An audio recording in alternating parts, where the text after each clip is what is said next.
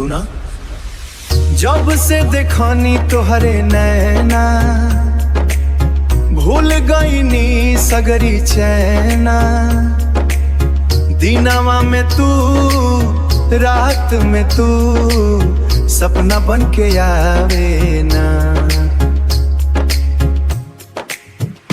तोहरे हंसी के जादू जान कर गइल दिल दीवाना। तोहरा खातिर धड़के दिलवा, तू ही बाटू परवाना। तोहरा बिना दिल ना लागे, रात भर निंदिया ना आवे।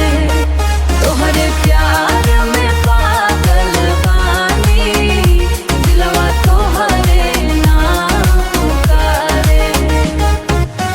तोहरा संग जिए के चाही, तोहरा संग मरे के चाही। रब से बस इहे दुआ बा हो, जन जन साथे रही जाई। चांद से सुंदर लागे सजनवा, तोहरे बिना सुना अंगनवा। तोहरे बाहों में मिलेला हमरा दिल के ठिकानवा। जब तू धीरे से मुस्कावे, दिलवा मोरा उड़ जावे।